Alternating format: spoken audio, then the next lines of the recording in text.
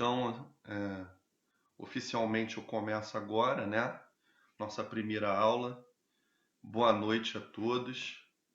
As pessoas que chegaram agora, eu estou pedindo para que. Ó, ainda tem gente chegando. As pessoas que estão chegando nesse momento, eu pedi para os colegas, não é, deixarem as câmeras desligadas e os áudios também, porque assim facilita. E as comunicações a gente vê pelo chat. Eu não vou conseguir ver o chat, porque eu vou estar na apresentação. Aí eu vou sempre dar uma paradinha, depois de um certo tempo que eu estiver explicando, para que vocês possam me perguntar alguma coisa. Nós temos 1h30 de aula cada dia, né?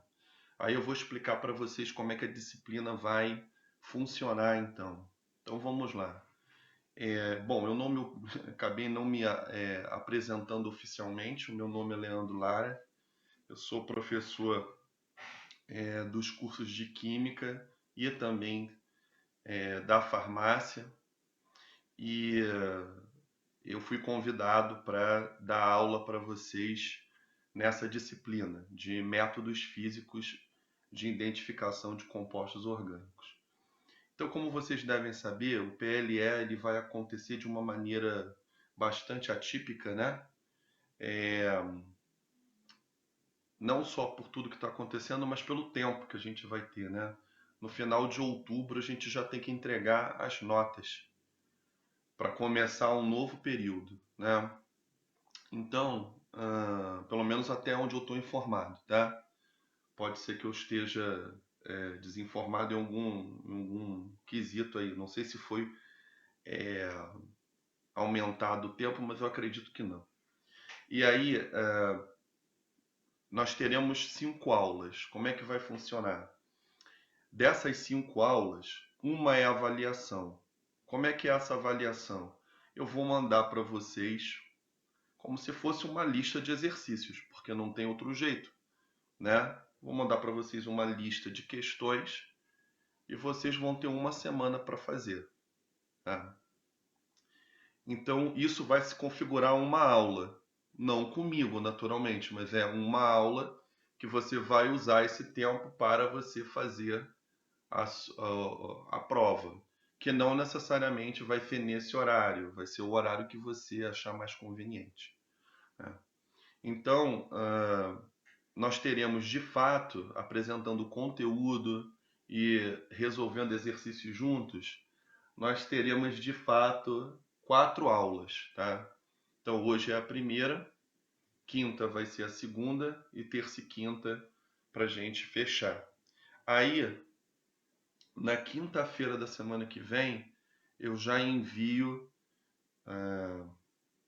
a prova para vocês poderem fazer.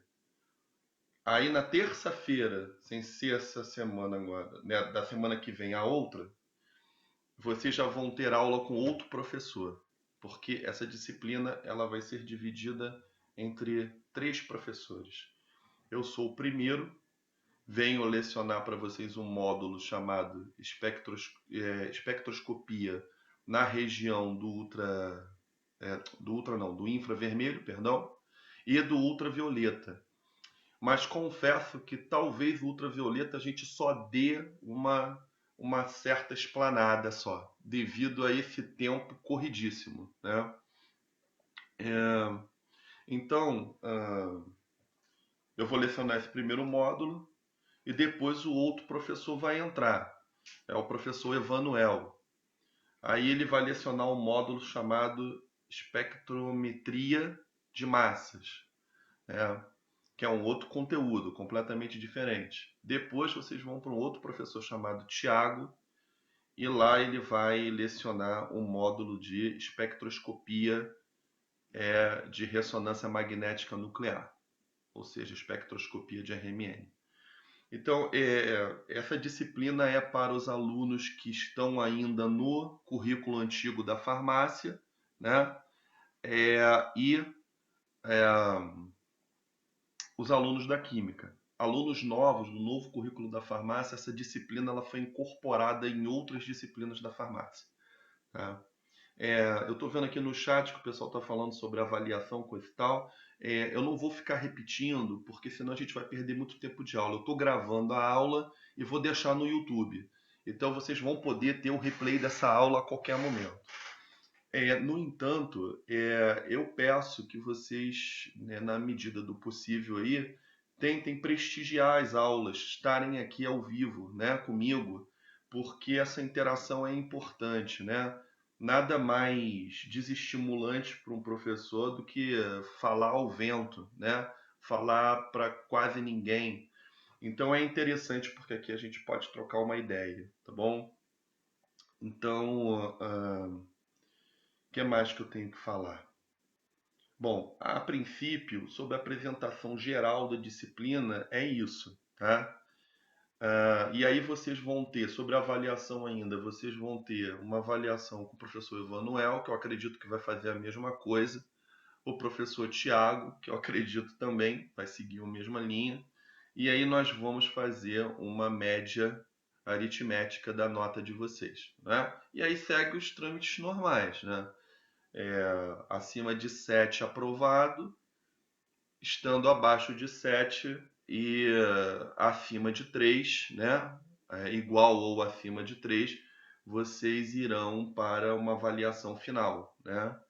E aí geralmente se faz um compêndio dos 3 blocos para vocês responderem, tá? Bem, eu acho que a apresentação da disciplina de maneira geral foi feita de maneira aí que vocês devem ter entendido como funciona.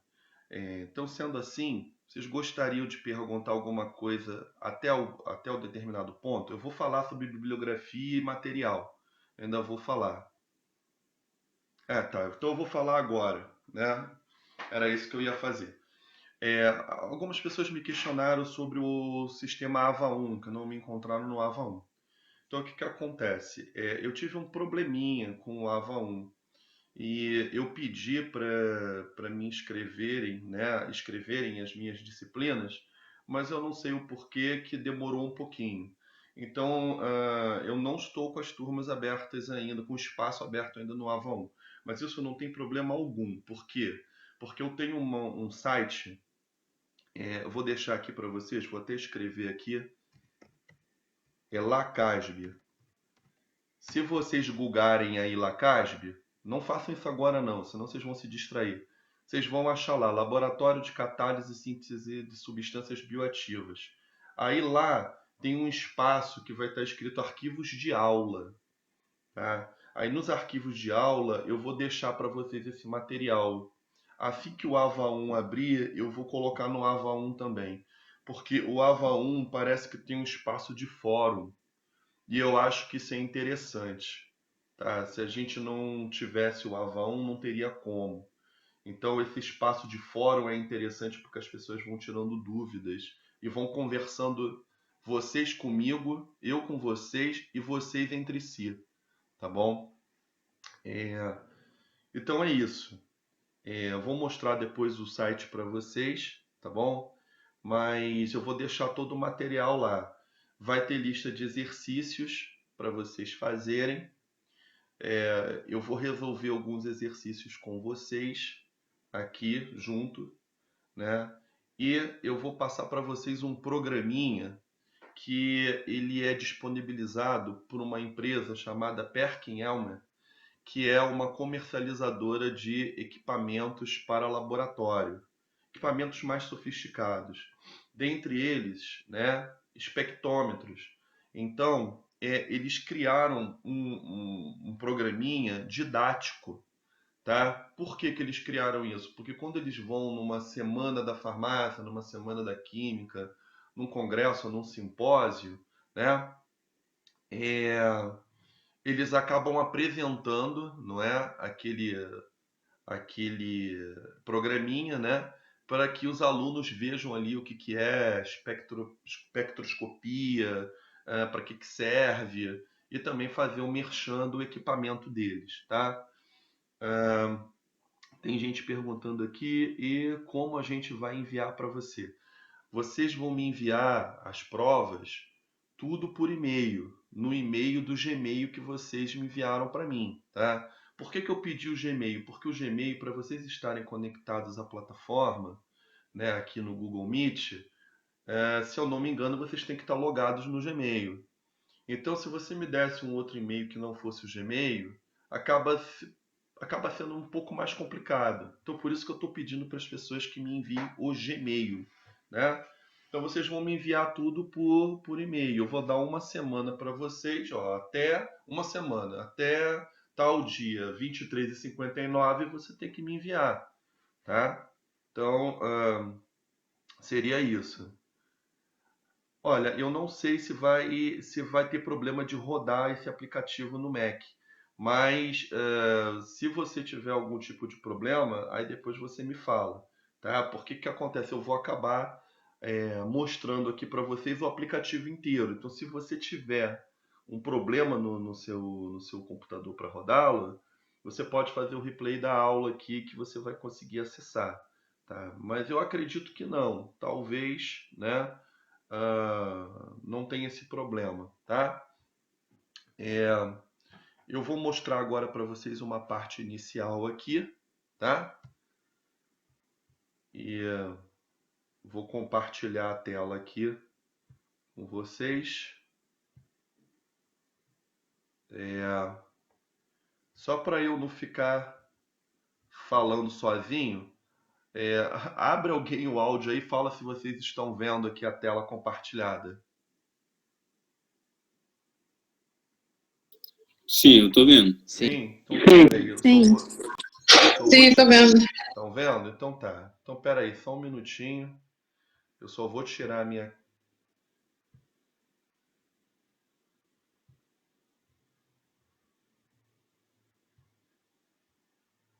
Tirei o áudio sem querer, mas voltou.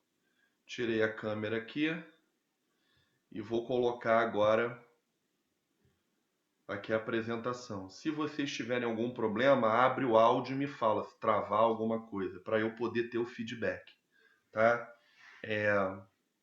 Então, eu já fiz a apresentação da disciplina de maneira geral, né? E aqui a gente tem a bibliografia. Aí o que acontece com a bibliografia? Na bibliografia, eu vou deixar esse livro disponível para vocês no Google Drive. E vocês vão ter uma semana para baixar, tá? E aí vocês façam o uso exclusivo aí para usarem na disciplina.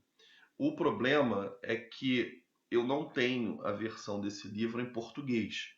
Mas isso não tem grandes problemas, porque o inglês técnico dele é muito fácil de você entender.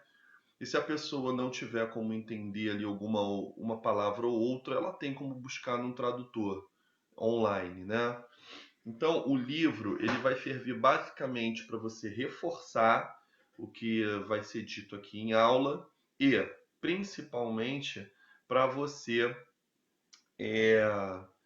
para você pegar as tabelas, porque você vai precisar de umas tabelas com os valores correspondentes, né, das frequências que um determinado grupo funcional vai apresentar. A gente já vai ver o que é isso. E aí esse livro traz todas essas tabelinhas, tá bom? Isso vai ser essencial para você fazer os exercícios e vai ser essencial para você fazer a sua prova. Então eu vou deixar lá para vocês baixarem. Todo o e-mail de vocês, né, acaba sendo do Gmail, mas eu acho que outro e-mail também não teria problema. E vai ficar lá, eu vou montar uma pastinha e vou compartilhar no Google Drive com vocês, tá bom? Então a gente começa aqui de maneira geral a disciplina, né? E eu vou mostrar para vocês primeiro uma breve introdução, para que depois a gente vá para o programinha, né? Então vocês vão imaginar o seguinte: a espectroscopia de infravermelho, ela é uma técnica, né, espectroscópica que vai ser muito útil, não é, como a gente viu aqui, ó, no início aqui, ó, para a identificação de compostos orgânicos. Mas só para compostos orgânicos, professor? Não, para compostos inorgânicos também. Tem algumas mudanças, mas isso não convém eu explicar agora, tá? Porque a gente vai ver basicamente para compostos orgânicos. Basicamente não, para compostos orgânicos. E para compostos mistos também, como complexos, metálicos, por exemplo. Bem, mas isso é uma peculiaridade, tá? E aí o que que acontece? Essa técnica, ela é bem interessante, sobretudo para a gente classificar grupos funcionais dentro de uma determinada substância, tá? Então vocês lá em Química Orgânica 1, né, vocês aprenderam que além dos compostos, né, orgânicos apresentarem a sua estrutura basicamente, né, formado por esqueletos de carbono, naturalmente, né, chovendo molhado, é, foi apresentado para vocês uma série de funcionalidades, né?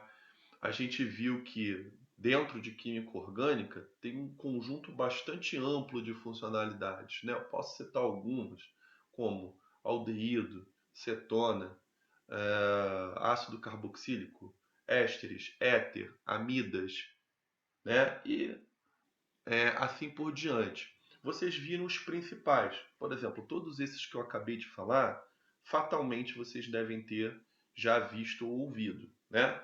Então, quem tiver dificuldade ainda com funcionalidade, o que não é nenhum problema, assim, coisa e tal, é só dar uma olhadinha no livro de química orgânica que você vai relembrar. Às vezes as menos comuns as pessoas não lembram muito bem, né? E vai ser importante, porque se eu estou falando aqui, aqui a gente tem um espectro de um aldeído, e a pessoa não sabe muito bem o que é um aldeído, ou de uma amida, não é? Não sei, uma função um pouco, né, mais assim peculiar, como por exemplo anidrido. Aí a pessoa vai ficar, eu mostro a fórmula, mas a pessoa vai ficar um pouquinho perdida. Então é legal que vocês saibam a função. Então, essa técnica, ela se propõe, não é? Ela é bastante útil, né, na identificação de compostos orgânicos, né, também, mas, sobretudo, mostrar para a gente funcionalidades e algumas peculiaridades na cadeia carbônica também podem ser vistas. A gente vai ver na prática isso, tá bom? Então, como é que ela funciona de maneira geral, né? Você tem uma molécula e a gente sabe que uma molécula ela pode ser encarada como um objeto, tá? E esse objeto, né, ele acaba sendo muito, muito diminuto, né? Porque a gente está na dimensão de uma molécula. Mas se a gente for ver, não é? Ela tem massa, ela vai se comportar como se fosse, não é, realmente um objeto. E aí o que que acontece? Você vai ter quatro tipos, não é? Quatro tipos de energias, vamos dizer assim, envolvidas, né? Numa molécula. Você vai ter energia translacional, que nada mais é do que a energia cinética, né? Você vai ter a energia para a transição de níveis eletrônicos, tá? Você vai ter uma energia transições, perdão, para transições entre níveis vibracionais, que é o caso que a gente vai ver aqui, e você vai ter energias para transições do tipo rotacional. Então, vamos ver três dessas quatro que vão ser importantes a gente entender. Para você ter uma transição eletrônica, você precisa dar bastante energia. Né? É uma das que consome mais para você fazer um salto de um nível eletrônico para o outro, correto? Então, realmente, a gente tem que ter um pacote energético alto para que você tenha uma transição eletrônica. Uma transição vibracional já não é tão grande assim o pacote energético para que haja essa transição, né? E as transições rotacionais, menos ainda. Você vai imaginar que uma molécula está no espaço, né?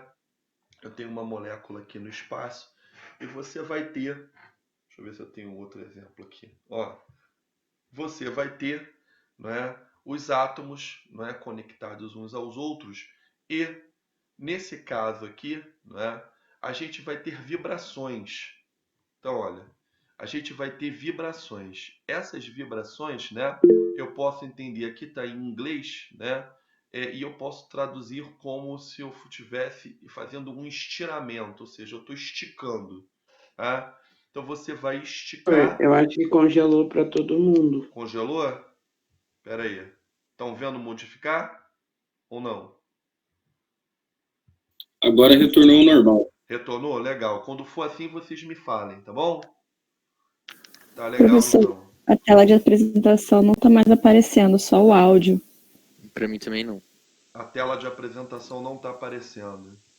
É engraçado que também eu vi aqui, o que parece é que não está gravando. Não sei se está gravando aqui. Geralmente ele. Bom, não sei. Se eu tirar agora, ele para a gravação e eu não tenho como saber. Espera aí, deixa eu ver aqui. Apresentar agora. Vou colocar aqui. E aí vocês vão me dizer. Não sei, caiu. Eu não mexi em nada. Espera aí que vai voltar já.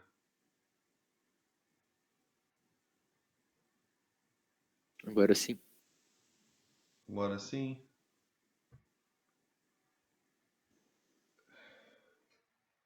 Estranho, né? Acontece. Estão vendo? Estão conseguindo ver? Sim. Sim, agora sim. Tá legal, então. Sim. Obrigado aí. Aí o que acontece? Olha só. Esse stretching aqui, a gente pode imaginar como um estiramento. Ou seja, você está esticando, tá? E depois você está comprimindo. Esse movimento de esticar e comprimir, você pode entender como uma vibração, não é? Mas só que não é só esse movimento. Entre os dois átomos pode ser entendido como uma vibração, né? Você pode ter um terceiro átomo aqui e você pode ter os outros dois que estão ligados a ele se aproximando e depois se afastando. A gente vai ver que existem, essas são as duas principais, né? Mas que existem outras formas também da molécula se movimentar vibracionalmente, tá bom? E aí, ele está chamando isso daqui como modos de vibração, né? Modos vibracionais. São os modos de vibracionais básicos, né?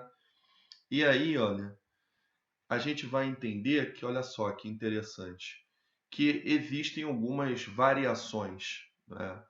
E aqui, ó, a primeira, a gente vai imaginar, ó, esses dois átomos de hidrogênio, ó, eles estão se afastando do carbono de maneira simétrica. Então, eles se afastam, depois voltam.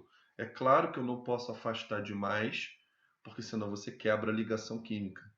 E nem posso comprimir demais, porque senão você teria grande repulsão núcleo-núcleo, correto? Núcleo do hidrogênio com o núcleo do carbono, e a repulsão dos elétrons do carbono com o elétron do hidrogênio.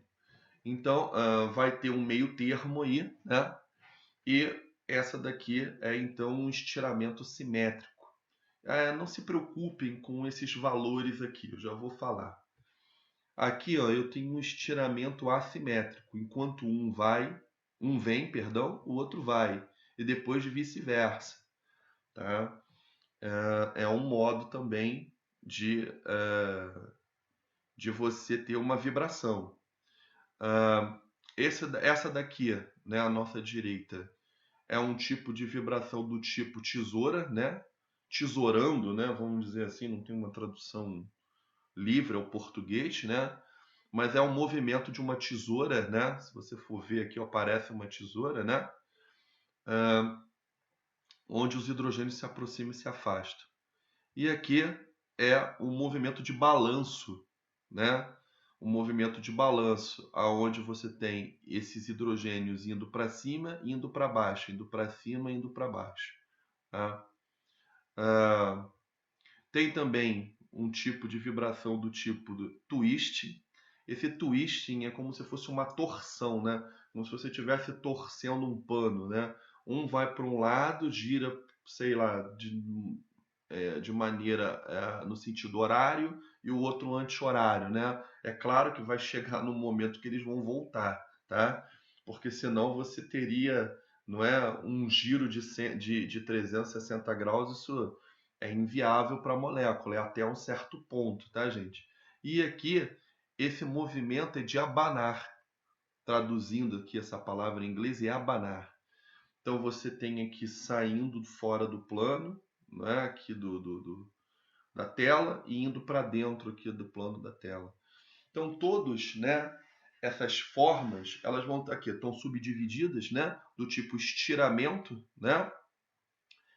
Ou seja, você tem a aproximação ou o distanciamento do átomo em questão que está vibrando ao átomo central, né? E quando você tem as vibrações do tipo, isso daqui, uma tradução livre seria dobrar, né? Dobradura, né? Quando eles se dobram, né? É do tipo eles chegando próximo um do outro ou se afastando um do outro, tá bom? Então, tem essas subdivisões.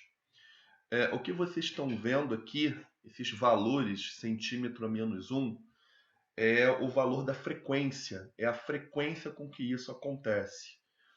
E esse valor aí em centímetro a -1, não é para que esses números fiquem mais palpáveis para a gente, né?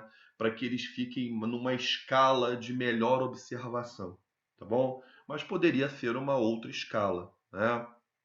Então, essa frequência, né, em centímetro a -1, ela quer dizer que você tem aqui um determinado pacote energético, a gente já vai ver isso, para fazer cada uma dessas transições vibracionais.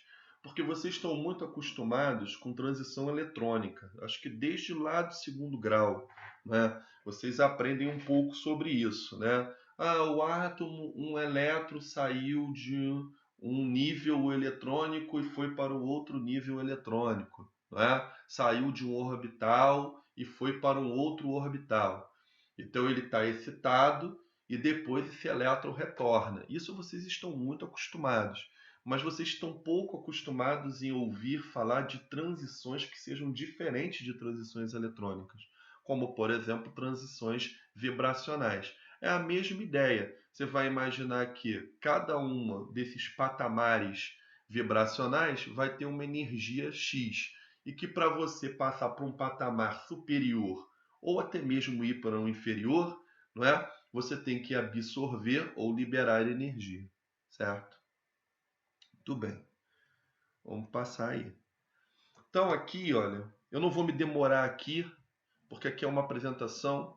E depois eu sempre vou voltar em certas coisas, porque eu preciso primeiro massificar o conteúdo com vocês para vocês entenderem melhor certos conteúdos que acabam estando apresentados de maneira misturada, tá? Mas eu prometo para vocês que vai fazer bastante sentido. Então o que vocês começam a ver aqui, a grosso modo, só de cara, vocês estão vendo aqui a frequência, que está nessa unidade, centímetro a -1. E aqui vocês estão vendo o comprimento de onda, que está na unidade em micra, né? Em micro. E o que acontece? Deve ser micrômetro, né? Não está aqui o outro M, né? Não está o M aqui, né? Mas é micrômetro. O que acontece aqui?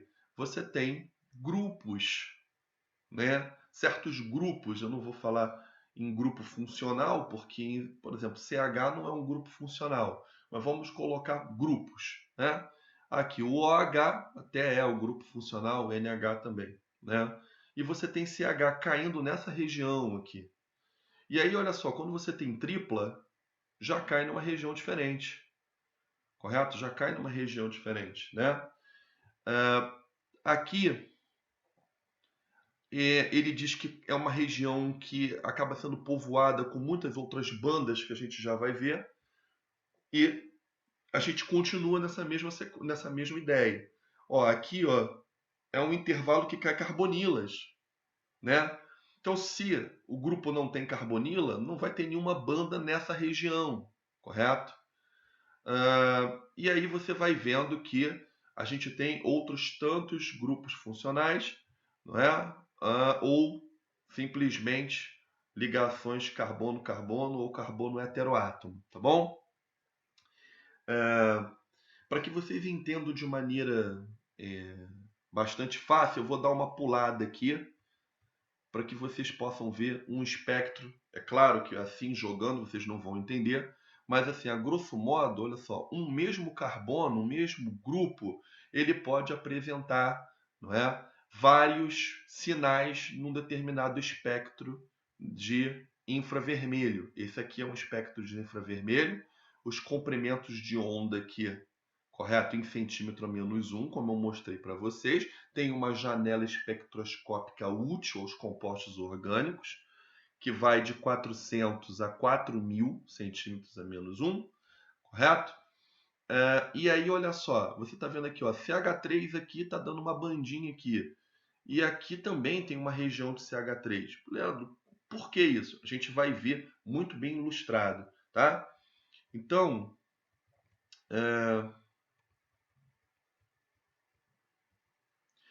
aqui é só para a gente ver que existem regiões específicas, mas um determinado grupo, não é? Ele pode apresentar mais do que uma banda no espectro de infravermelho, tá? Aqui tem umas informações úteis também para vocês, que é o seguinte: eu não vou entrar na matematiquice disso, né? Até porque demora um certo tempo para a gente deduzir essas equações, mas é só em termos de apresentação mesmo, tá? Então, assim, o curso aqui, ele vai se importar muito mais em habilitar vocês a ler um espectro de infravermelho, tá? Do que entender o porquê de todas as transições e o porquê que está acontecendo todos os fenômenos, ou até mesmo como que funciona o aparelho de infravermelho, dessecá-lo, blá, blá, blá. Não é o objetivo da disciplina, tá? O pessoal da química tem até os alunos da química, né? Tem uma disciplina que é análise instrumental, que há uma explanação melhor sobre o uso do equipamento, né? E alunos da farmácia que forem para essa área, que se interessarem, não é? Podem puxar essas disciplinas como disciplina fora do curso. Aí conversem com os seus orientadores para ver se é pertinente que vocês façam isso, tá bom? Só um minuto que eu vou beber uma aguinha. Então, não é o objetivo a gente dessecar aparelho nem nada.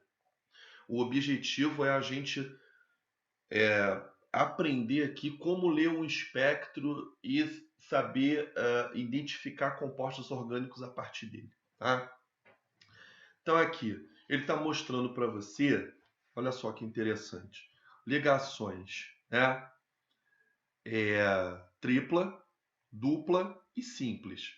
E ele está falando o seguinte: você tem aqui um K, que é uma constante que vai medir a força que você faz para realizar essa determinada vibração. É uma constante de força, como o próprio nome já diz, né? Então, para eu vibrar essa ligação tripla, né, como é intuitivo de se imaginar, são 3 ligações, então você vai precisar de uma energia maior do que para vibrar uma simples. Tá vendo? Ó, na verdade, quase que o dobro, né? Não é o dobro, mas é quase. E aqui a dupla está no meio do caminho, correto? E aí, a gente olhando para a equação aqui de cima, né? Esse Ni é porque aqui parece um V, mas não é um V não, é a letra grega Ni. O que acontece? Ela vai ser identificada como frequência. Então essa aqui é uma fórmula de frequência, tá? Então a fórmula de frequência ela vai te dar aqui qual a frequência que seria esperada para um determinado grupo, né? Para um determinado grupo. E aí vai depender também de qual tipo, não é? Qual modo básico de vibração você está tratando. Se é aquelas de dobramento ou se são aquelas de estiramento. Aqui eu dei o exemplo de estiramento, né? Elas estarem se esticando, se comprimindo, esticando, comprimindo. Então, o K vai ser maior. A constante de força aqui vai ser maior. Então, a frequência diretamente proporcional vai ser maior. Aí, olha só que interessante. Ele mostra para você também aqui, né? Esse Mi. E você tem essa formulinha. Essa formulinha se chama massa reduzida, tá? Massa reduzida. Ela está aqui, ó. Massa reduzida. Eu sei que o pessoal da Química faz Física 1, né? E, se eu não me engano, em Cinemática tem isso. O pessoal da farmácia viu isso lá no segundo grau.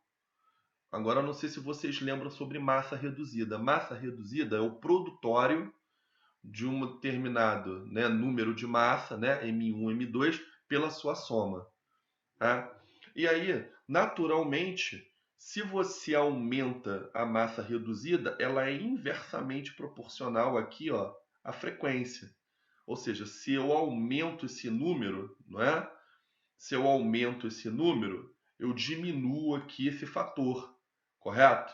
E como eu diminuo esse fator está multiplicando, você diminui aqui a frequência, tá? Então o que isso é interessante? Olha só, CH 3.000 centímetros a menos 1 é a frequência para você fazer uma vibração aqui no CH.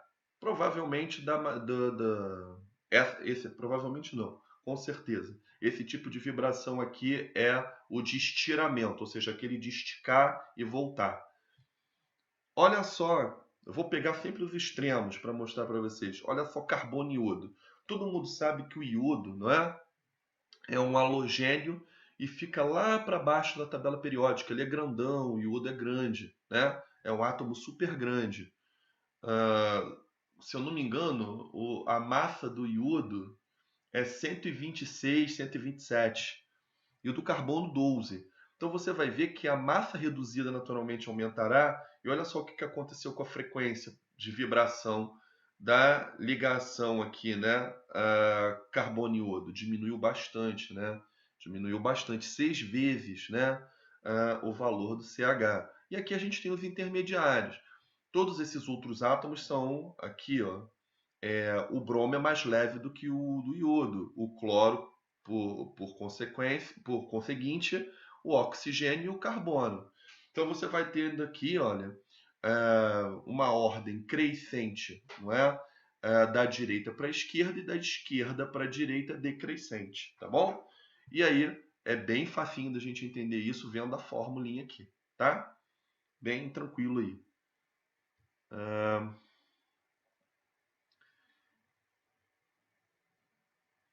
Aqui, olha, é mais ou menos uma repetição ali, né? Mas só que ele está mostrando para você o seguinte, olha só.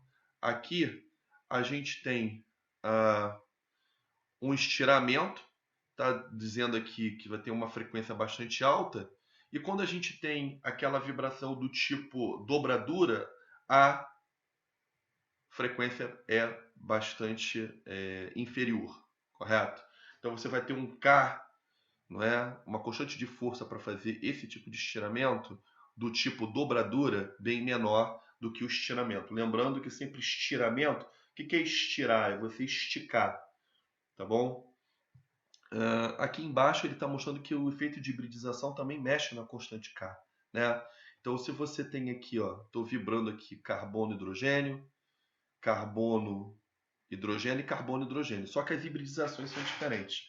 Como é que eu vou entender isso? Por que é mais energético? Por que eu preciso de mais energia para vibrar essa ligação sp, né?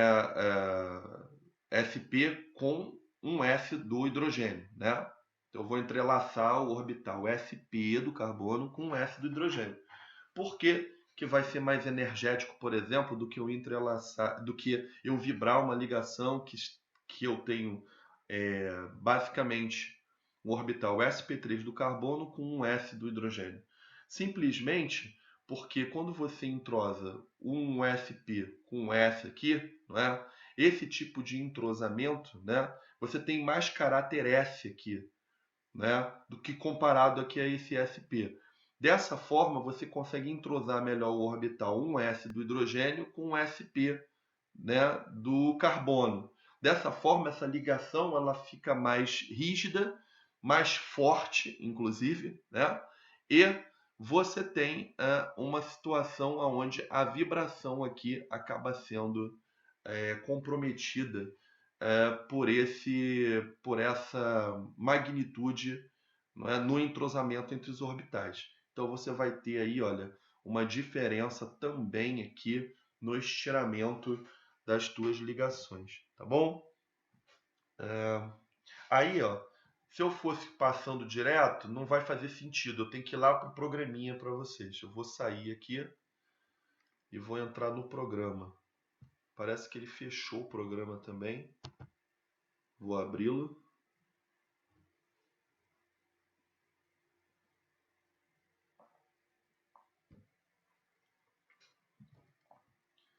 Muito interessante. Agora eu vou pedir que alguém me diga aí, vocês estão vendo o programa? Sim. Sim. Sim. Então vamos lá.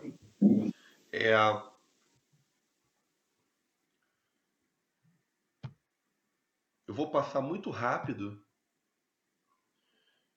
Aqui vai ser muito rápido, porque como eu falei, eu não vou dessecar essa parte de como é que funciona a espectroscopia no infravermelho e coisa e tal, né? Mas o programa ele acaba envolvendo isso, né? A descoberta, não é, de que a gente podia decompor a luz, né, utilizando um prisma. Eu acho que todo mundo já viu esse tipo de experimento, né? E aí o que acontece? A gente tem a região do visível, né? Do visível, e eu tenho aqui a região do infravermelho.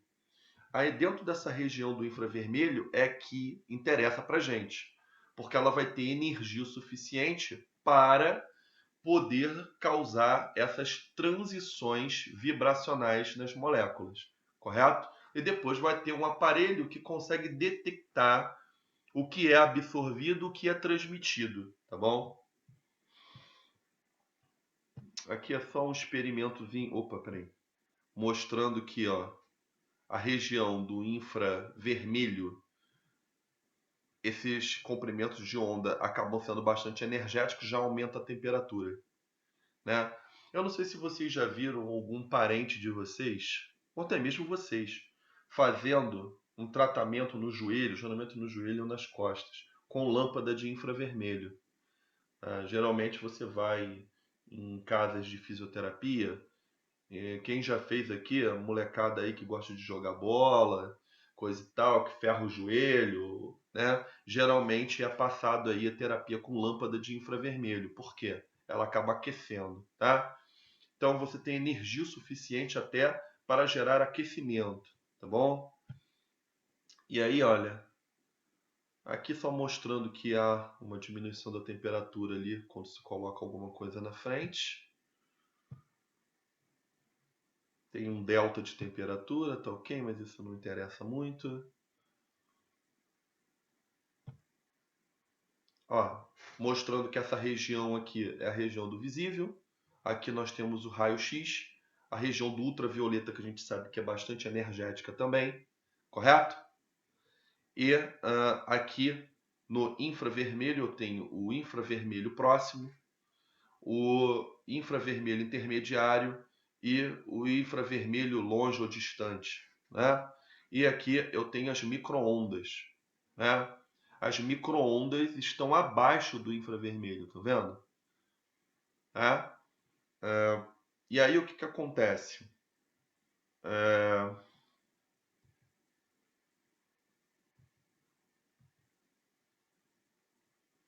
que acontece? Esses comprimentos de onda aqui, não é? No infravermelho médio, se eu não me engano, é o que mais vai interessar para a gente para compostos orgânicos. Aqui eles estão mostrando para vocês o que é um comprimento de onda. Um comprimento de onda é a distância que vai de uma crista da onda até a outra crista, certo? Esse é o comprimento de onda, né? E o comprimento de onda, né, ele vai ser importante porque ele é inversamente proporcional à frequência. Então, quanto menos comprimento de onda, quanto menor for o comprimento de onda, maior é a frequência e vice-versa. Então, ó, se eu não me engano, ele está mostrando aqui, ó, que no infravermelho, não é mediano, vamos colocar assim, né, médio, você tem aqui, olha, a região de 400 a 4.000 que eu tinha falado para vocês. E aqui ele está dando um exemplo de alguns tipos de vibração. Olha aqui, ó, estiramento, ó, no vai e vem, não é? Esticando e voltando. E aqui você não tem do tipo esticando e voltando, e sim do tipo mudando o ângulo, dobrando e abrindo, como se fosse um efeito guarda-chuva aqui, né? O guarda-chuva se abrindo e se fechando, né?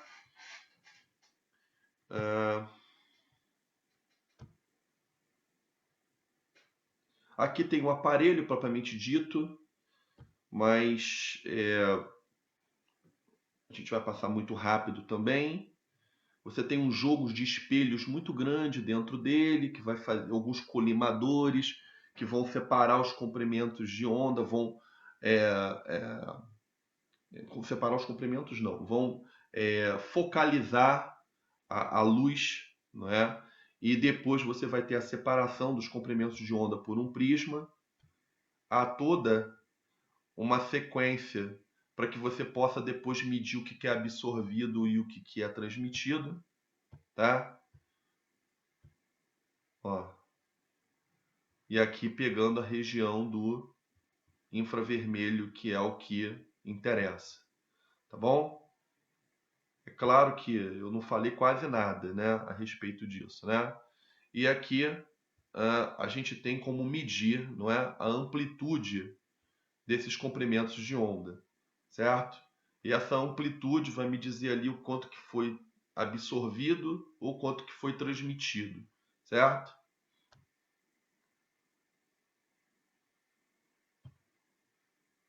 E aí, olha, você tem a geração do espectro, né? Você tem a geração do espectro a partir de um determinado composto e seus padrões vibracionais. Esse Tzinho aqui, olha, é o T de transmitância, ou seja, o que não foi absorvido pelo composto. Tá? Aí tem outros tipos de aparelhos, mas que basicamente vão gerar o mesmo espectro. E aqui é o jeitão do aparelho, tá? Você tem uma câmara aqui onde você coloca a tua amostra e ela geralmente fica em cima de um, como é que eu vou dizer? É uma plaquinha, vamos dizer assim, né? É uma plaquinha de geralmente de brometo de potássio, ou seja, KBr, né? Tem de NaCl também, e ela é transparente, sabe? Como se fosse mesmo uma placa de vidro, é bem polida para quando você puder botar a tua amostra ali, passar o feixe ali e poder entrar dentro do aparelho e o aparelho fazer as interpretações, tá?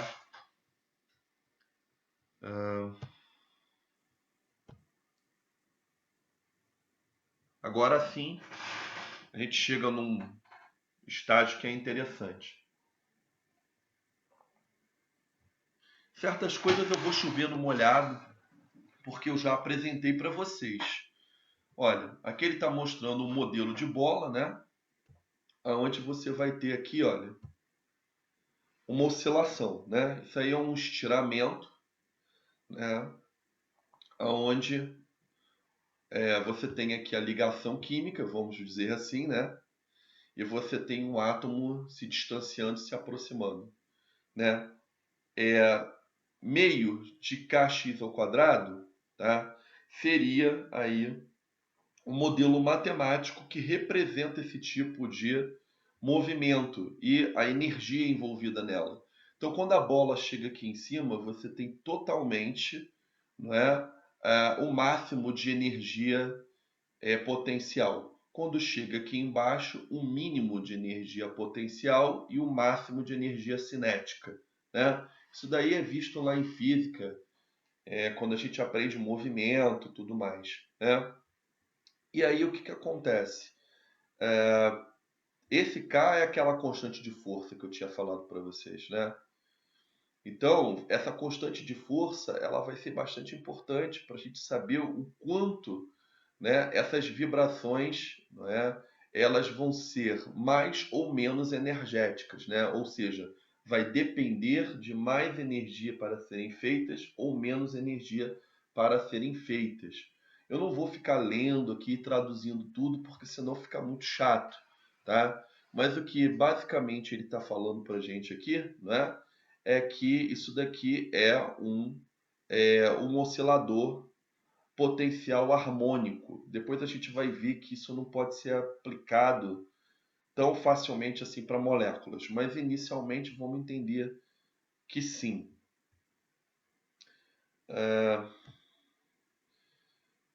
Aí nessa figura aqui, a gente já consegue ver que a frequência, né, ela vai ser descrita por aquela equaçãozinha que a gente viu, né, onde esse K é a constante de força, o Ni é a frequência e esse M é aquela massa reduzida, onde eu tenho o produtório sobre o somatório das massas. Tá? Então, vai ser interessante, olha, porque ele está mostrando para a gente aqui, ó, que se você tiver, não é, ó, uma frequência tal, né? Aqui você está vendo que está rápido, né? A bolinha aqui, né? E aí, deixa eu ver o que ele está falando aqui. Tá, assim, portanto, uma constante de força, não é, que acaba sendo grande, não é? Você tem como resultado uma frequência maior, né? Então essa constante de força, ela acaba sendo diretamente proporcional, dá para a gente ver aqui, né? Então se eu tenho a constante de força grande, você tem uma frequência mais alta, olha, a bolinha mais rápido indo e voltando, né? Aí ele diz o seguinte, que se você tiver, não é, uma constante de força, né, um pouco menor, né, você vai ter o quê? Você vai resultar em frequências menores também, tá? Em frequências menores. Por quê? Porque aí, agora, se você tiver aqui a substituição por uma constante de força menor, você vai ter uma frequência indo tendendo, né, a bolinha aí cada vez mais devagar, né? Aqui é interessante que ele está mostrando para você, ele está falando não sobre a constante de força propriamente dita, né? Mas ele está falando sobre a massa. Olha, se eu tenho dois átomos grandões, né, um com relação ao outro vibrando, né, você vai ter aqui, ó, uma frequência também menor, porque quando você coloca a massa aqui, olha o que acontece. A frequência vai acabar diminuindo, tá bom? E aqui ele mostra para você que existe um limite máximo, não é? Aonde a energia cinética toda, quando ele chega aqui embaixo, se transforma em potencial, né?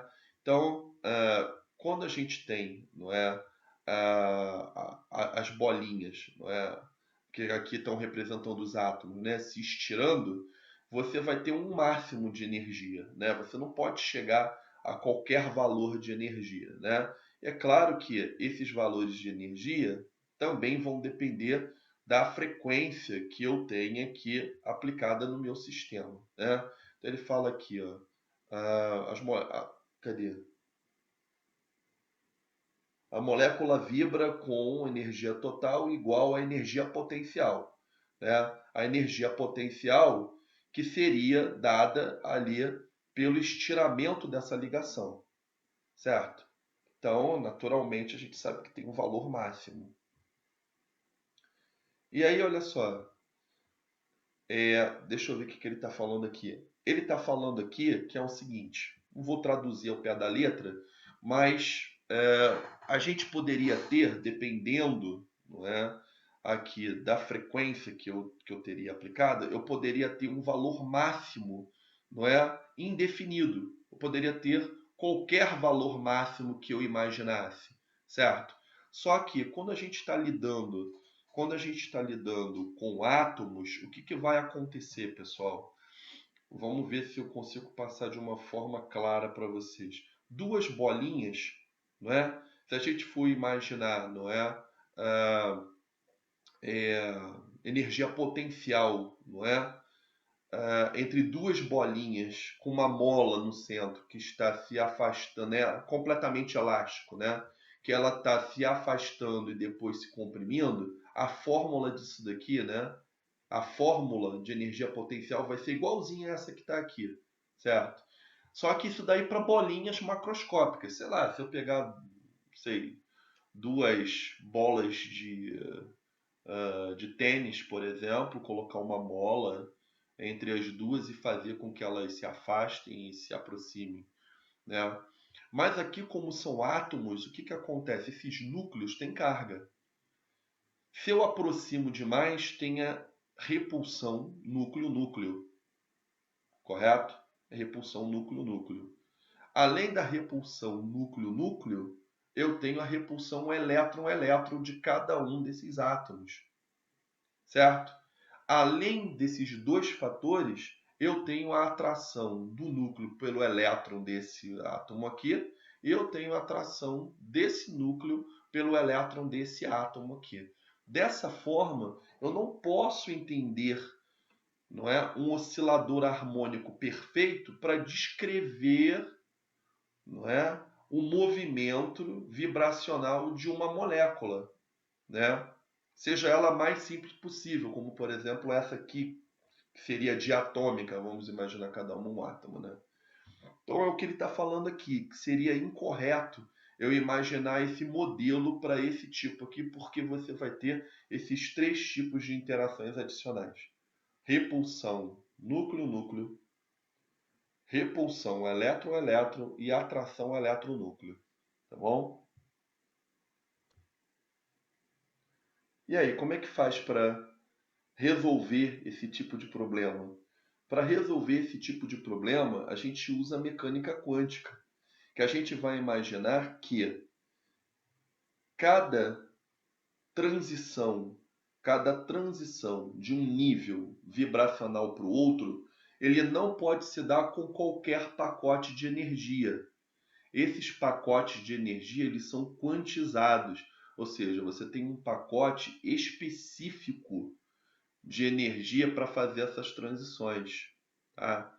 E aí você vai imaginar que, além desse fato, o jeitão aqui do teu oscilador também vai mudar. Vamos ver aqui, peraí.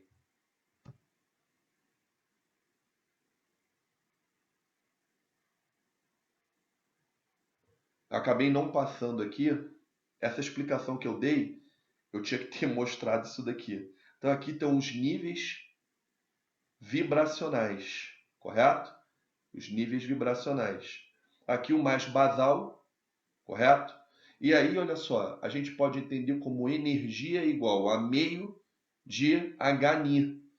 H é a constante de Planck e μ é a frequência. Então, eu não posso ter qualquer energia, eu tenho que ter pacotes muito bem definidos. Para isso, é só eu entender que eu vou ter múltiplos desse valor, correto? E aí, o que acontece? Eu tenho que colocar aqui ó, um N, e esse N pode ser 0, 1, 2, 3, e aí você vai ter valores específicos para EN. Né? Esses valores específicos é o que eu chamo de quantização, não é? Dessas transições vibracionais. Então a gente vai ter, olha, que Deixa eu ver o que ele está falando aqui.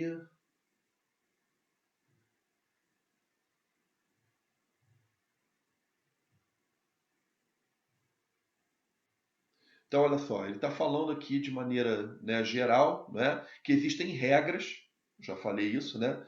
E essas regras são chamadas regras de seleção. Ou seja, você não pode fazer qualquer transição.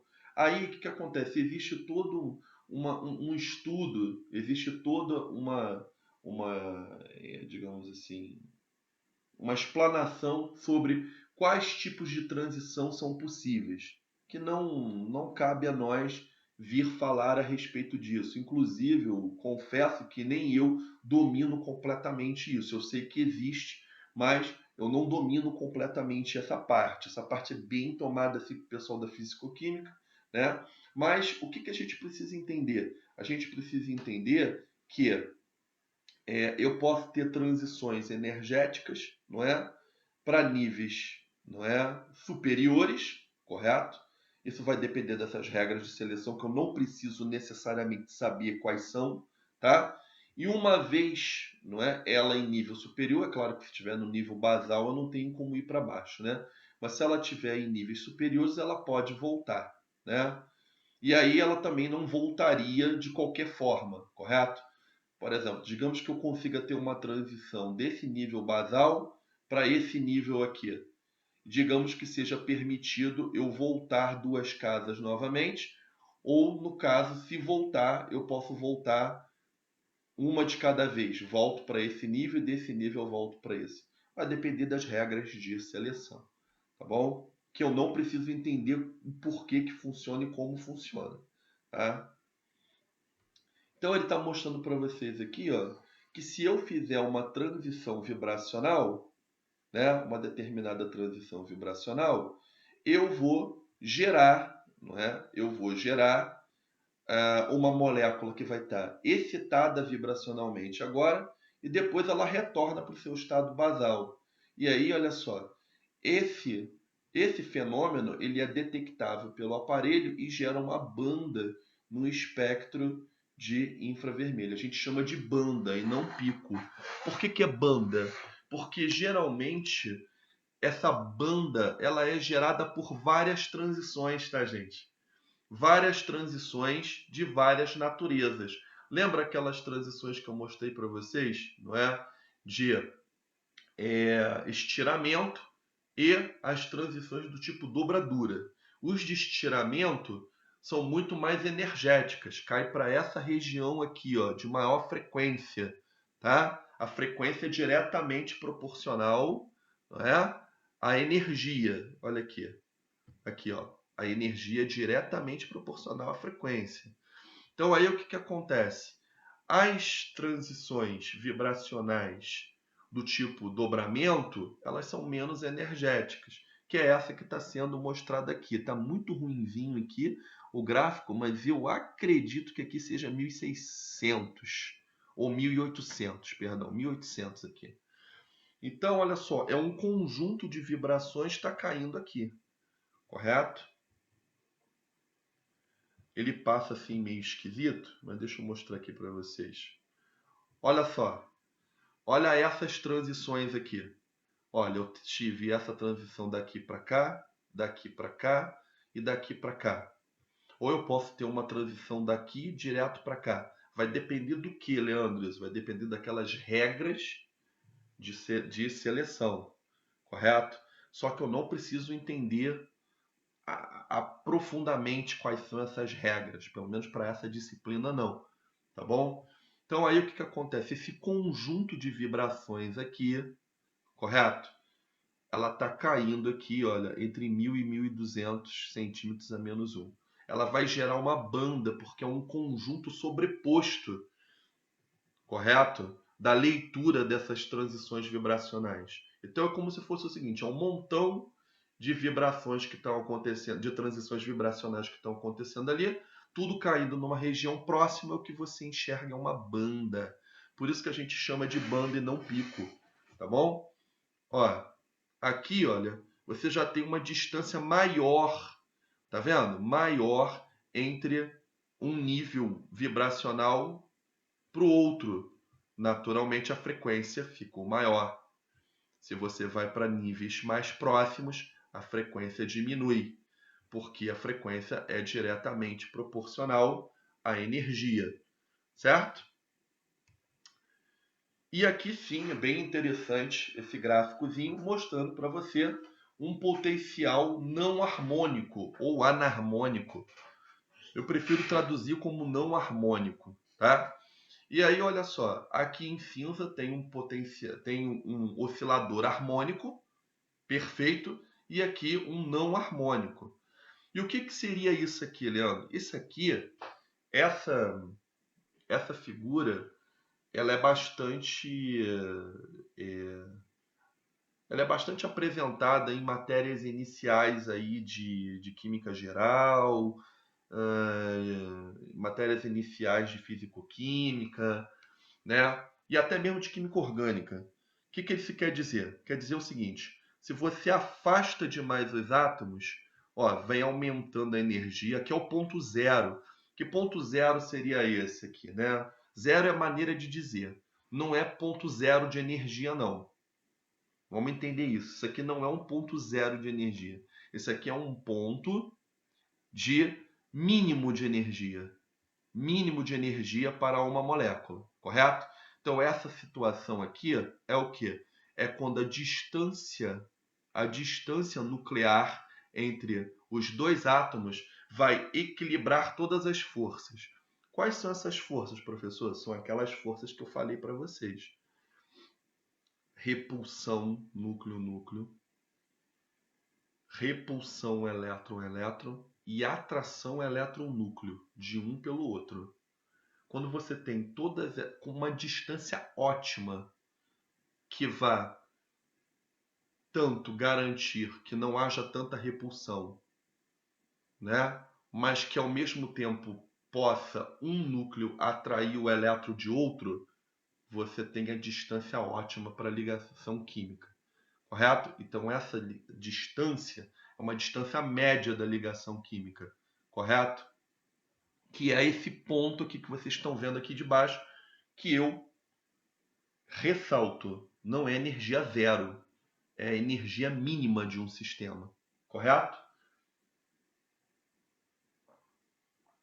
E aí, o que acontece? Quando você chega e vai afastando os átomos um do outro, a energia vai subindo. Você vai afastando, vai subindo, vai subindo, vai subindo, vai subindo. Chega numa hora, chega num platô, professor. E aí segue um platô. Por que isso? Quando você chega no platô, é como se você tivesse arrebentado a ligação química e separado os átomos. Vai um átomo para um lado, um átomo para o outro. Geralmente isso é explicado com átomo de hidrogênio. Né? Você tem lá o H2, aí você vai esticando, chega uma hora arrebenta a ligação química, você não tem mais ligação química, você tem a entidade hidrogênio. Um próton e um elétron, correto? No orbital 1s. Se você vem aproximando, o que vai acontecendo? Você vai balanceando, não é? Aqueles fatores, não é? Repulsão e atração, chega aqui a um ponto ótimo. Se você for comprimindo, fazendo o contrário agora, comprimindo, o que vai acontecer? Você vai chegando ao contrário. Ou seja, um átomo não consegue entrar dentro do outro, né? Mas você vai ter uma repulsão gigantesca núcleo-núcleo, elétron-elétron. E aí o potencial vai tender, digamos assim, ao infinito, né? Então, esse oscilador aqui que vocês estão vendo, né, é um oscilador do tipo anarmônico, né, ou não harmônico, justamente porque você tem esses fatores de repulsão e de atração elétron-núcleo, né? Repulsão núcleo-núcleo, atração elétron-núcleo. Ok? E olha só os níveis vibracionais, né? Aqui eu tenho um nível vibracional basal, vamos imaginar, sei que é o basal, menor de todos, né? Você tem a transição daqui para cá, e você vai aumentando, você vai chegando aqui em cima, você vai vendo que não está coerente, né? Aqui embaixo você tem assim uns níveis muito mais distanciados do que aqui em cima, correto? Então, né, isso daqui é uma peculiaridade de um oscilador não harmônico, correto? Esses níveis de energias mais altos, eles acabam sendo mais próximos uns dos outros, tá?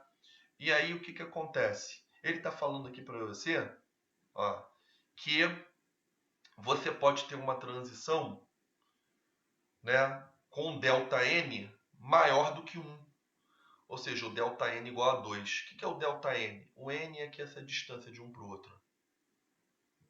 Se é mais 2, é como se eu passasse daqui para cá, para esse terceiro aqui.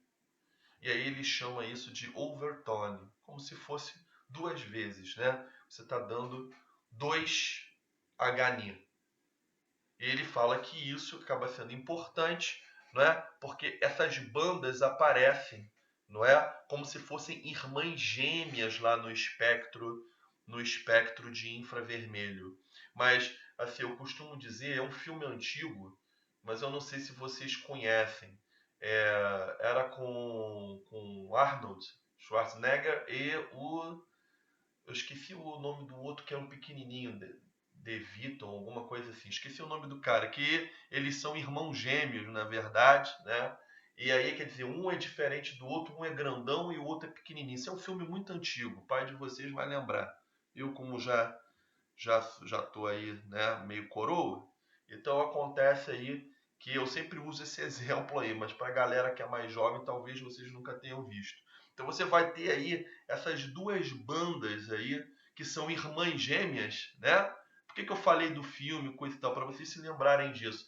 Eles são irmãos gêmeos, só que um é muito maior do que o outro, tá? E eles estão distantes na região do espectro. Por que eles estão distantes, Leandro? Porque para eu fazer essa transição daqui para cá, eu tenho um pacote de energia. Para eu fazer essa transição daqui para cá, eu tenho um pacote de energia muito maior, 2 vezes, correto? Então eu tenho que ter mais energia aqui. Se eu tenho que ter mais energia aqui, naturalmente a frequência para eu fazer aqui, né? A energia para eu fazer isso daqui, né? Eu vou ter uma região no espectro de maior energia. E para eu fazer essa transição daqui do primeiro para o segundo, menor. Então eles aparecem como irmãos gêmeos em regiões separadas do espectro e um é muito menor do que o outro. Mas esse muito menor do que o outro não tem a ver com energia, não. Esse um menor do que o outro tem a ver com a transmitância. Então vocês não podem confundir. A energia ela é dita na região que cai a banda e não a intensidade que ela aparece no espectro. Isso é muito importante entender, certo? Ah, tá aqui. Eu esqueci que isso aqui estava aqui para ilustrar. Olha os irmãos gêmeos aqui. Pô. Seria bem melhor eu já ter mostrado aqui. Mas, enfim, né? Tá aqui as duas irmãs gêmeas. Olha aqui.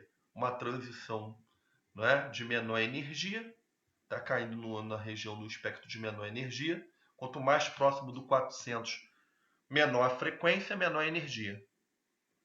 Quanto mais próximo do 4000, maior a frequência, maior a energia. E uma menor do que a outra. Correto? É para um mesmo tipo de vibração. Correto? É para o mesmo tipo de vibração. E aí ele cai aqui como essas duas bandas. Isso vai acontecer em alguns casos. Não é sempre que acontece, tá? E aí uma última limitação, ele fala o seguinte: o momento de polo entre os dois átomos tem que ser diferente de zero. O que é isso, Leandro?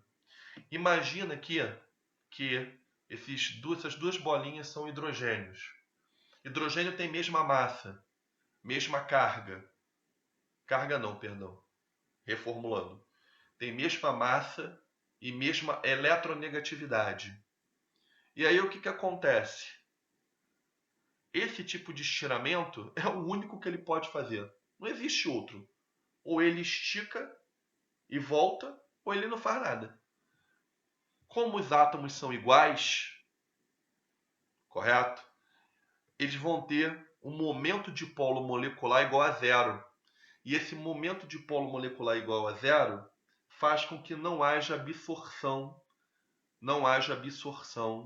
de quanta. O que é quanta? É luz, absorção de luz. O que é um quanta? É H-ni. Aquele é constante de Planck vezes frequência. Isso é um quanta. Ele não tem como absorver, então, por exemplo, hidrogênio não exibe espectro de infravermelho. Olha só que interessante, não exibe. Tá? Já aqui o HCl, ele está mostrando o seguinte, ó, eu tenho um átomo muito maior do que o outro, com eletronegatividade diferente, não é? E aí eu vou ter um momento de polo diferente de zero. Sendo assim, eu consigo fazer com que quando, não é, o vetor daquele pacote, não é, de quanta tiver alinhado com o vetor momento de polo da minha molécula, ela vai absorver. Lembrando que dentro de um sistema as moléculas estão em todas as posições possíveis que você possa imaginar. Né? Tá de cabeça para baixo, depois elas viram, vai para um lado, vai para o outro, né? Isso daí é o que a gente chama de energia translacional, certo? Então quando se alinha, consegue absorver. Então aqui o momento de polo diferente de zero, beleza, absorve. Aqui, ó, tem um resuminho. Né? Frequência, né? Ela é relacionada com a constante de força e a massa. Quanto maior a constante de força, maior a frequência que eu preciso. Ou seja, se eu tiver uma constante de força muito grande, né? Eu preciso de uma frequência também maior para fazer, né, essa vibração. E inversamente proporcional à massa. Isso é muito... Você não precisa entender de fato a matematiquice, não é? E aplicar aqui. Mas você não consegue ver que é diretamente proporcional a K e inversamente a M? Beleza, é o que basta. Tá? Aqui, olha, as quantidades de energia são quantizadas. São pacotes energéticos, né? Onde você vai ter um número, não é, determinado, não é, de energia de um nível para o outro. E isso daí, gente, rege a mecânica quântica. Tá? Aí quem se interessar, né, quem estiver na área de modelagem, com o professor da área de modelagem, trabalhando com isso, dá uma lidinha sobre química quântica, introdutória, coisa e tal, que vocês vão entender um pouco melhor o que eu estou falando, tá bom? Efeito fotoelétrico lá, proposto por Einstein e assim por diante. Inclusive, tem canais no YouTube bem interessantes para quem gosta dessa parte aí, né? E aí dá uma procurada lá que vocês vão ver. Lá no meu site eu até coloco alguns que são interessantes. Ele fala aqui sobre aquelas bandas, não é, de overtone, né, que é duplica, não é, onde você tem as regras de seleção e você tem duas vezes o valor de H-ni, né, e para que haja a absorção de um quanta, ou seja, de luz, você precisa ter ali um momento de polo diferente de zero, que ele está chamando aqui de dipolo oscilatório. Moléculas com mais de 2 átomos têm espectros de infravermelho mais complicados, naturalmente, né? E na próxima sessão ele diz que vai vir tratando disso. A gente tem mais uns 10 minutinhos aí de aula, né? E aí eu só vou mostrar para vocês por alto, e a gente vai voltar naturalmente nisso. Eu vou voltar, tá? Só vou mostrar por alto na aula que vem, né? Mas não é isso aqui que eu quero mostrar, não. Olha só que legal. Vai passar daqui. Só para vocês verem o programa. Olha só. Então eu vou começar com os hexanos, coisa e tal. Olha só que interessante, olha. Olha só, ele mostra o tipo de vibração e o que significa cada uma das bandas.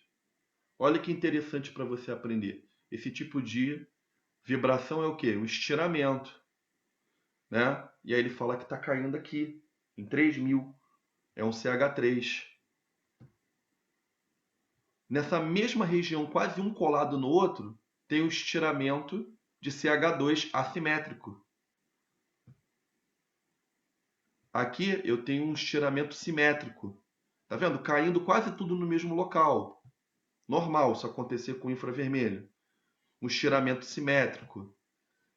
Aí agora, ó, nessa região, você tem o mesmo CH3, só que agora, olha, não está o vai e vem entre os átomos. É um balançar aqui, né? É um estiramento do tipo dobradura, né? Então cai numa frequência bem menor. E aí você vai ver que várias delas vão cair próximas uma das outras. Tem essas regiões aqui que são impressões digitais, né? Fingerprint, né? Que eu vou falar oportunamente. E aqui é o outro tipo que é de estiramento, que é o rocking, né? Que é o balançar de um lado para o outro. E olha só que legal, né? O programa vem mostrando para você o que está acontecendo, para você aprender melhor, né? E depois a gente vê como é que faz as leituras das tabelas, tá bom? Eu vou voltar aqui só para terminar e fechar. Ah, deu um erro no programa, vou ter que abrir de novo.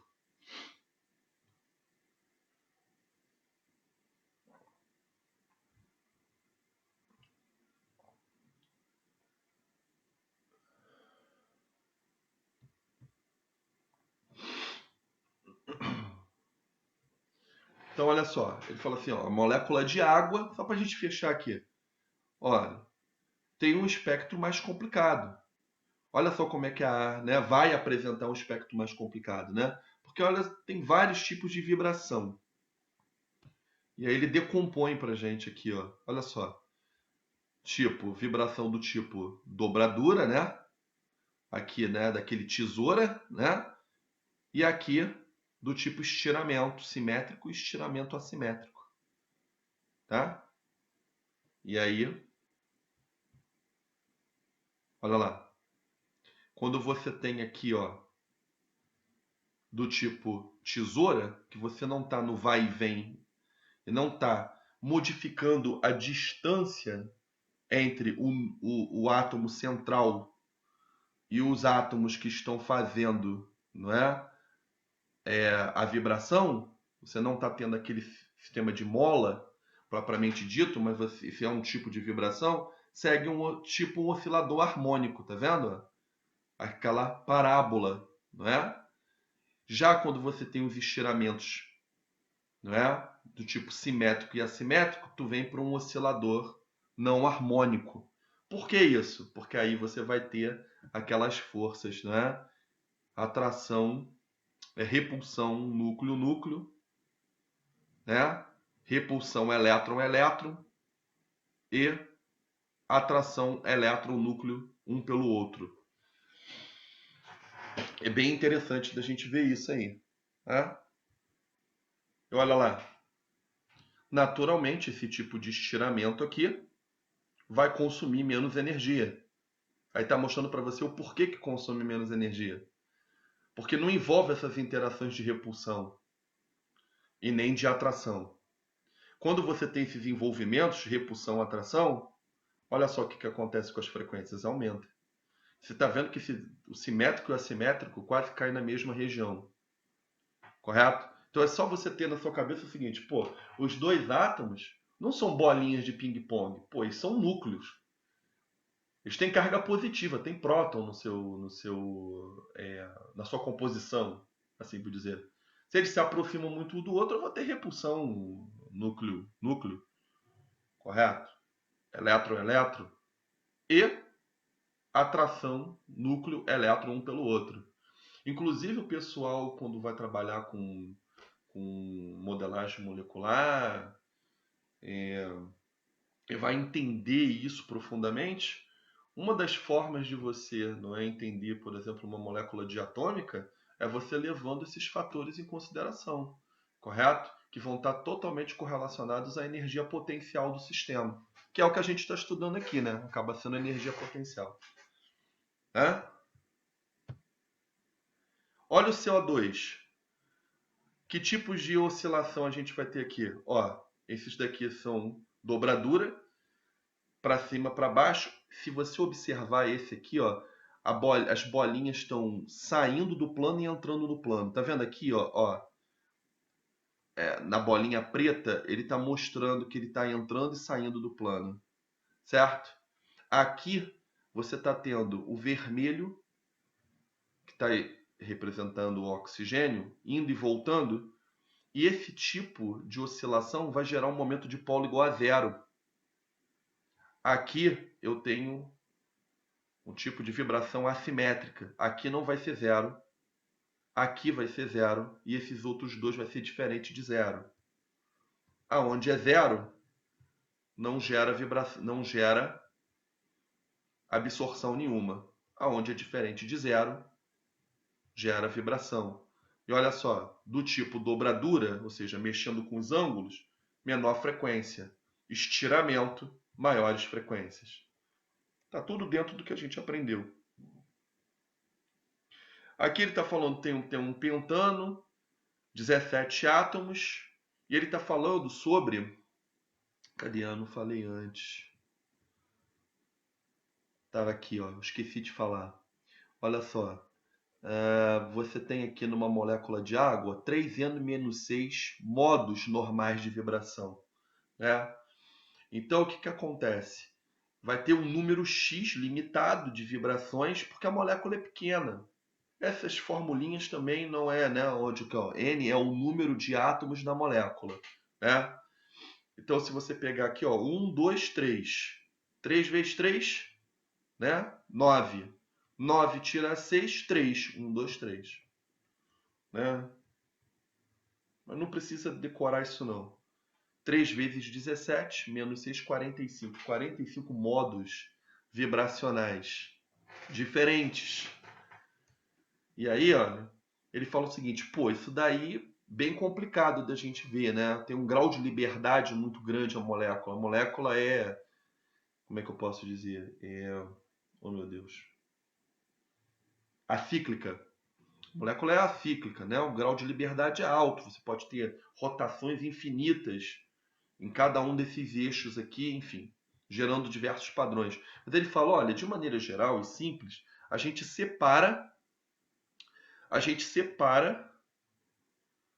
entre os grupos CH3 e CH2. E aí a gente vai ter vibrações envolvendo CH3 e vibrações envolvendo CH2 num conjunto grande. E é o que ele está falando aqui, ó, conjunto de vibrações de CH3 caindo aqui e aqui. Esse aqui vocês já sabem, né? É uma vibração do tipo estiramento. E aqui é uma vibração do tipo dobradura. Tá? Aqui é a região de impressão digital. O que é impressão digital? São tantos módulos de vibração agora, né? Que essa molécula, né, pode ter com baixa energia, que gera padrões completamente complicados de você separar e você identificar.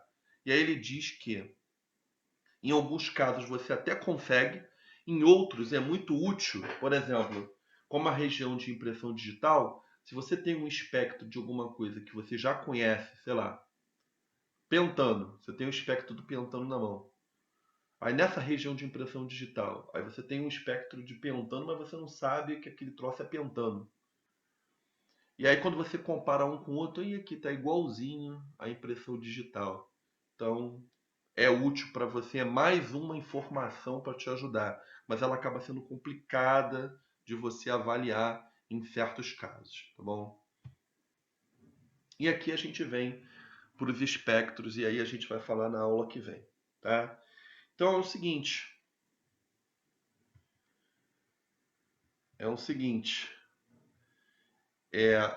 O site... Professor, posso Oi, tirar uma dúvida? oi. Eu vou É, abrir já para as pessoas falarem. Eu vou abrir já.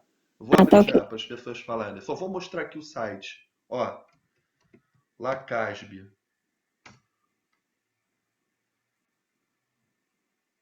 Que eu vou colocar lá.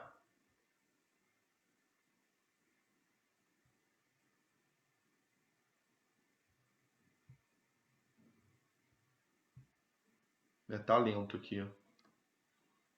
Vocês estão me ouvindo? Estão me ouvindo? Sim, tô te Sim. ouvindo. É porque tá lento mesmo. Deve ser porque eu estou usando aqui a plataforma, né? Ó, Lacasbe. Vai entrar lá no site. Aqui, ó. Já aparece aqui, ó. Arquivos de aula.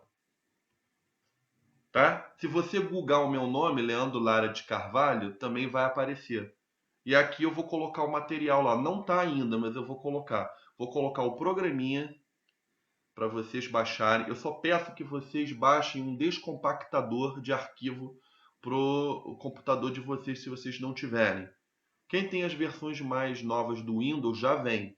Mas quem não tiver, baixar lá como é que é o nome? Acho que é um WinZap. Como é que é o nome? Esqueci agora o nome. São esses descompactadores. Esses descompactadores normais aí que a gente tem lá, aí para descompactar, tá? Porque aí eu não tenho como colocar, são muitas pastas, é o WinZip, né? É o WinRAR. Aí olha só, você entra aqui e vai lá baixar. Eu vou botar o programinha, vou colocar a aula, né? E vou colocar a lista de exercícios, tá bom? E aí quando tiver o AVA1 pronto, a gente coloca tudo no AVA1 também, tá bom? Vou abrir agora para as pessoas fazerem perguntas. Deixa eu só ver se eu consigo parar aqui. Eu acho que é F1 para eu parar aqui. Peraí.